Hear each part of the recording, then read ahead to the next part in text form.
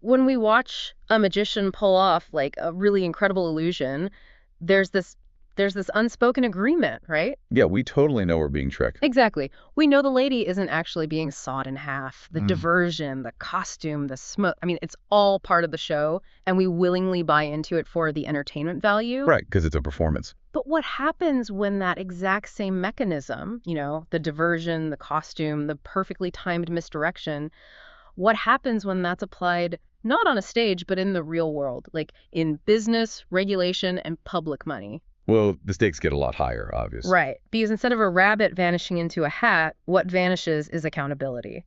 And today on this deep dive, we've got a fascinating and honestly pretty sobering source on the table. Yeah, it's a massive document. It really is. It's a meticulously documented public interest regulatory dossier submitted in June of 2026 by an Alberta contractor named Holly Warnock. And we are going to explore a concept she calls regulated unaccountability. Which is a great term for it. Sure. Right. We're going to unpack how completely legal tools like corporate structuring, insolvency laws, and private settlements are basically combined to shift massive financial damages and environmental cleanup costs directly onto the public and small businesses. And before we get into the actual mechanics of how this works, because it gets complicated, we really need to establish the ground rules of the source material we're looking at today. Yeah, absolutely. This dossier is strictly a public interest referral. I mean, it is not a criminal allegation. It's not a finding of liability against anyone. Warnock explicitly frames this as a request for equal protection under the law. Just a call for broad policy reform, really. Exactly.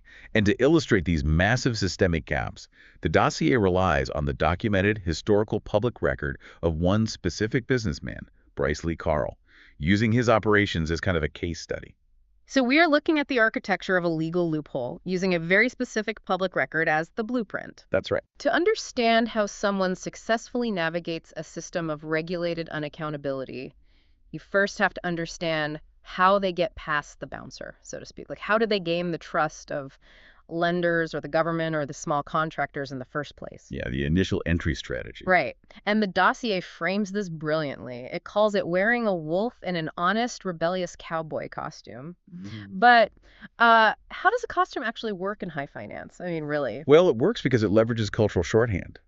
The dossier breaks down how this specific costume is constructed, utilizing the Stampede Ranch identity. Tippy Branch, yeah. And for those listening who might be unfamiliar with Alberta's history, Guy Wiedeck was the actual founder of the Calgary Stampede. Which is huge. That was a massive, globally recognized rodeo and exhibition. It's completely central to the region's cultural identity. So by adopting this deeply resonant Western branding, complete with horses and an anti-regulator, freedom-loving persona, a very specific image is projected. You're signaling to people. Exactly. It signals to lenders, to investors, and to rural contractors that you are one of them. You aren't some faceless Wall Street suit. You're authentic heritage. I get the psychological appeal. I really do. But surely, major banks and heavy contractors don't just hand over millions of dollars because someone owns a horse and talks about heritage. No, of course not. Right, there has to be more to the shield than just the branding. There is. The branding is reinforced by documented cultural and political proximity. So the dossier outlines specific financial contributions. For example, a $2,500 donation to Danielle Smith's 2022 leadership campaign for the United Conservative Party. The UCP, right? Right, the ruling provincial party in Alberta. And there's also an $800 donation to the federal Conservative Party. And we should be very clear here for our listeners. We need to mirror Warnock's exact legal framing. Absolutely. These are simply documented, completely legal donations. There are zero allegations here of backroom bribes or direct political influence or corruption. Right, we're not taking sides or making accusations. We're just reporting what's in the dossier. Exactly. The purpose of including them in the document is just to demonstrate how one establishes a network of cultural proximity to power. So it's not about buying a favor, it's about building an aura. That's a great way to put it. It's like walking into the vault of a bank, not with a ski mask, but wearing the branch manager's favorite sports team jersey and chatting about the game. Yeah, you belong there. Right. The cultural costume acts as a shield against standard, rigorous scrutiny because you signaled that you're in the in-group. But that makes me wonder, once you actually force the vault open and check the ledger, how does this costume hold up? Like when you strip away the cowboy aesthetic, what does the paper trail actually show? Well, a starkly different reality emerges. When you actually audit the historical record, you find a long, documented trail of unmet obligations. What kind of obligation? For instance, the dossier maps out how, by September 2015, over $430,000 in orphan cleanup costs were absorbed by the Orphan Well Association. Wow, 430 grand. Yeah, and this was for wells and pipeline segments connected to Karl's companies. The Orphan Well Association, or OWA, they're the backstop for abandoned oil and gas infrastructure in Alberta. So when a company fails to clean up its mess, AWA steps in. Exactly, meaning the industry and ultimately the public ecosystem absorbs the cost. Wait, and this pattern isn't just contained to rural Alberta, right? I remember seeing mentions of U.S. civil litigation in the source material. How does a Canadian ranching and energy persona end up entangled with American lawsuits? Because the authentic cowboy persona is a highly exportable investment pitch. Oh, interesting. Yeah, the dossier cites federal lawsuits involving former NFL players, actually. Craig Davis was involved in a case that ended in a confidential settlement, but only after an arrest warrant was threatened. And Desmond Clark's involvement resulted in a final judgment exceeding $400,000. Karl publicly downplayed that judgment, claiming it was tossed out, which Clark's attorney vehemently denied on the record. Warnock includes these cases to demonstrate the sheer breadth of the pattern. I mean, it crosses borders in entirely different industries. Okay, so investors lose money. I mean, unfortunately, that happens every day in business. But the dossier focuses heavily on something much more localized and, frankly, devastating. Warnock calls it the contractor trap. Yes.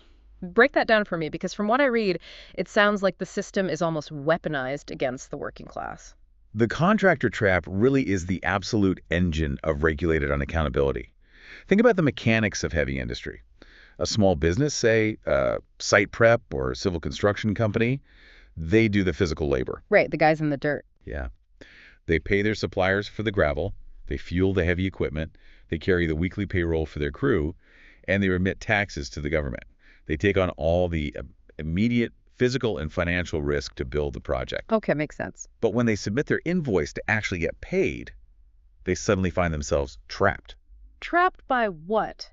I mean, if you build the thing, you have a right to get paid for the thing. Can't they just file a lien against the property? In theory, yes.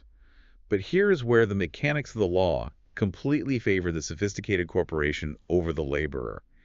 Leading deadlines in construction are notoriously strict. Oh, strict. Often you only have a window of around 45 days to file a legal claim if you haven't been paid. Wow, that's nothing. It's really short. So a heavily shielded corporation doesn't have to outright refuse to pay, they just have to stall. They dispute a line item on the invoice, ask for some revisions, or promise the check is in the mail next week. They just run out the clock. Exactly. They run out that 45-day clock.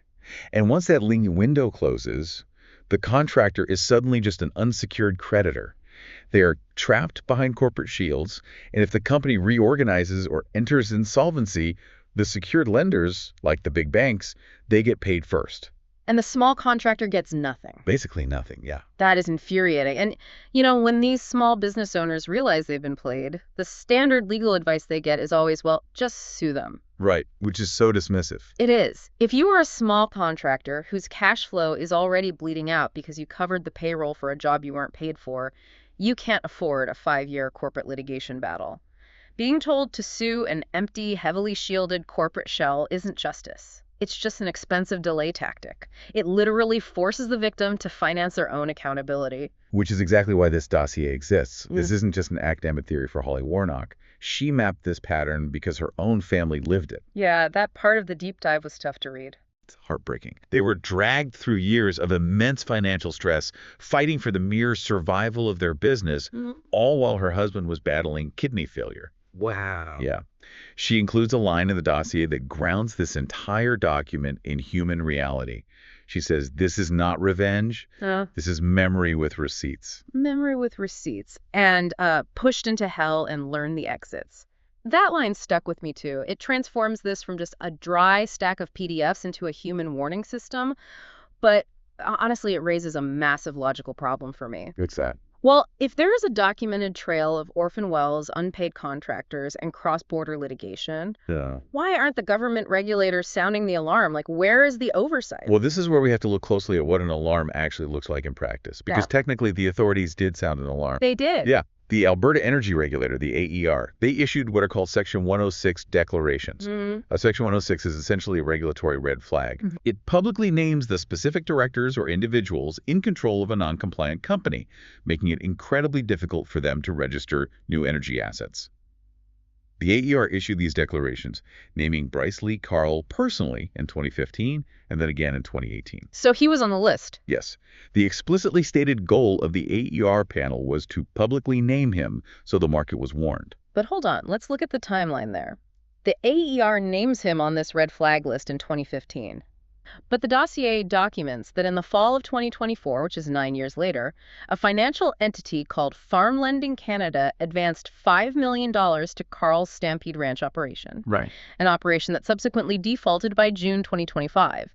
And Farm Lending stated on the record that they were entirely unaware of his AER regulatory history when they handed over the money.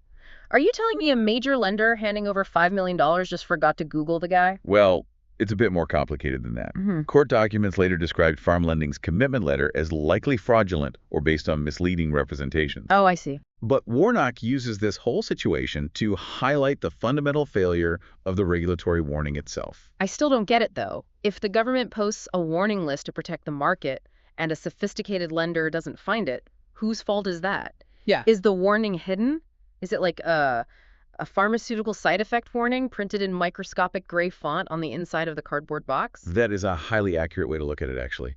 Technically, it's disclosed, but structurally, it's designed to be completely ignored until it's too late. The AER decision exists. It's a public PDF on a regulatory website. Right. But Warnock's central argument is that a warning that cannot be found in time through standard commercial credit checks is not protection. I mean, small contractors don't have forensic regulatory lawyers on retainer to scour provincial energy databases before accepting a gravel hauling job. Yeah, of course not. They're just trying to get to work. Exactly. If the warning cannot practically serve... Okay, so the cultural costume bypasses initial scrutiny, the lien laws trap the workers, and the regulatory warning system is functionally invisible. But there's another layer here. What about the lawyers, the accountants, the insolvency receivers? Right, the professionals. Yeah, you can't execute these massive corporate maneuvers alone. How do the gatekeepers justify looking the other way? Warnock called this the professional duty gap. And honestly, it might be the most chilling structural observation in the entire deep dive. Really? Yeah. The system doesn't rely on one blind regulator. It relies on a chain of highly educated, licensed professionals faithfully executing their very narrow job descriptions and intentionally ignoring the disastrous holistic outcome. Okay, walk me through exactly how that works. Give me an example of how a room full of lawyers and accountants can watch accountability vanish and just sign off on it. Let's look at the IRRC, or Echo Refinery Receivership, which is heavily detailed in the dossier. Okay. We're talking about a situation involving roughly $68.35 million in debt to a single creditor, Cortland Credit. The forbearance agreement, which is essentially the legal grace period to figure out how to pay the debt, that was amended 9 separate times. Ultimately, the company collapses into receivership. Karl's equity is extinguished at literally fractions of a penny, like $0.00001 per share. So the company is dead, the debt is overwhelming, the assets should just be sold off to pay whoever is left in line, right? That's how standard bankruptcy works. Normally, yes. But here is where the legal magic trick happens. They utilized a maneuver called a reverse vesting order, or an RVO. Okay, I need an ELI 5 on this. Explain it to me like I'm 5. What is a reverse vesting order and how does it legally work? Okay, so in a traditional bankruptcy, you sell the physical assets out of the failing company to a buyer, and the original corporate shell is left behind, holding all the toxic debt. Right, the bad stuff stays in the old shell. Exactly. But in a reverse vesting order, you do the exact opposite. You surgically extract the debt and the liabilities out of the company and dump them into a useless shell entity. The buyer then purchases the clean, original corporate entity. Wait, why would a buyer care about owning the original corporate entity if the physical assets are exactly the same either way? Because of tax loss pools. Ah. If a company loses tens of millions of dollars, those losses can be carried forward to offset future taxes. In this specific case, by keeping the original corporate entity alive through an RVO, $56 million in tax loss pools were preserved for the purchaser. That's incredible. Yeah, so the $68 million in debt is effectively wiped out, leaving creditors out in the cold, but the highly valuable $56 million in tax breaks are legally preserved and transferred. That is why it's like a surgical team where the anesthesiologist, the scrib nurse, and the surgeon are all doing their highly specific technical jobs perfectly, but nobody cares that they are operating on the wrong patient. That's a perfect analogy. Yeah. The insolvency trustee points to bankruptcy law. The lawyer points to their specific client mandate. The judge looks at the narrow paperwork in front of them. Everyone stays safely inside their adjacent regulatory box. Everyone collects their professional fees, but nobody asks if this outcome actually serves the public interest. Precisely. The harm moves through licensed, regulated intermediaries completely invisibly. And that brings us to the final and really the most staggering implication of Warnock's dossier. Which is? Well, it's terrible when a private lender loses $5 million or a single contractor loses their family business. But Warnock scales this exact mechanism up to show how it interacts with massive amounts of public taxpayer money. You're talking about this site rehabilitation program, the SRP. Explain what this program was intended to do. So the SRP was a massive public initiative where the province of Alberta paid out $863 million in public grants to oilfield service contractors. That's a huge sum. The purpose was to stimulate the economy while cleaning up the environment, basically doing closure and reclamation work on over 46,000 inactive oil and gas sites. 863 million. We are approaching $1 billion of taxpayer money. So where is the gap?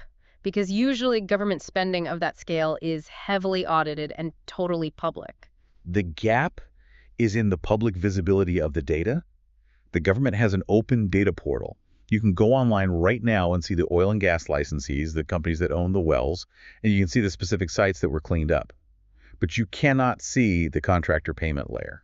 Meaning the public knows what hole in the ground was filled, but we have absolutely no idea who actually cashed the government checks to fill it. Exactly. We don't know which specific contractor was paid for which site, how much they were individually paid, or, and this is the most important part, whether those contractors had any director, officer, shareholder, or family links to the energy companies whose messes they were getting paid to clean up. Man, why should you, the listener, care about a missing column on a government spreadsheet? Because if you pay taxes, you are the ultimate underwriter of this entire system. We literally cannot know if millions of dollars went right back into the pockets of the very people who caused the environmental damage in the first place, operating through newly formed contracting companies. Right. They could legally orphan the well, wipe out the liability through insolvency, and then get paid by the government to clean it up. And Warnock didn't just point out this theoretical risk. She ran a proxy analysis using the limited public data that is available. She cross-referenced the SRP public data set with the public AER enforcement and insolvency records. What did she find?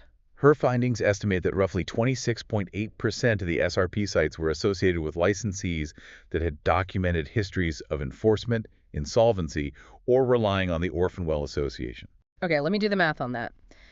If the total program was $863 million and 26.8% of the sites are tied to documented bad actors, that means an estimated $231 million in public funding went to clean up sites associated with companies that already had compliance or insolvency issues. That is the statistical estimate based on the proxy data. But because the contractor payment data is hidden, often under the guise of commercial confidentiality, the public cannot prove or disprove what Warnock calls the revolving door. So she isn't just complaining about the system, she has a targeted solution. What is her specific action request to the government here? Her pinnacle request is a highly specific access to information disclosure. She's demanding that the government release the contractor identities, the exact payment amounts, and crucially, the results of any related party screening that was conducted between the contractors receiving the grant money and the licensees who originally owned the sites. Following the money. Exactly. Yeah. She wants journalists, independent auditors, and the public to be able to follow the money all the way down to the dirt. Because right now, the data exists within the government's internal administration. Exposing that layer is the only way to prove whether regulated unaccountability is actively draining public funds. As Warnock puts it, Alberta knows who got paid, Albertans do not. Yeah. Okay, We have covered an immense amount of ground today. Let's synthesize the mechanics of what we've learned.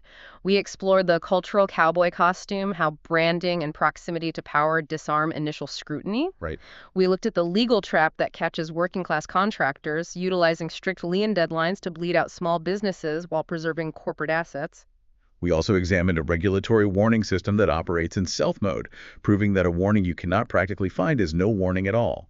And we broke down the professional duty gap, where reverse vesting orders and specialized legal maneuvers allow millions in debt to vanish while preserving tax benefits, all sanctioned by professionals looking the other way. And it all culminates in a multi-million-dollar black box, a system where $231 million in taxpayer grants may have been funneled to clean up the messes of non-compliant companies with zero public visibility into who actually profited.